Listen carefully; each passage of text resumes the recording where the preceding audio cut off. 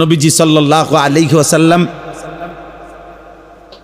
মক্কা থেকে যখন হিজরত করে মদিনায় গেছেন, তো হিজরতের 6 বছর পরে, মদিনায় যাওয়ার 6 বছর পরে নবীজি সাল্লাল্লাহু আলাইহি সাল্লাম একদিন সাহাবায়ে কেরামকে বলছেন সকালবেলা যে আমি গত রাত্রে স্বপ্নে দেখছি তোমাদেরকে নিয়ে আমি আল্লাহর ঘর তাওয়াফ করছি, উমরা করতেছি।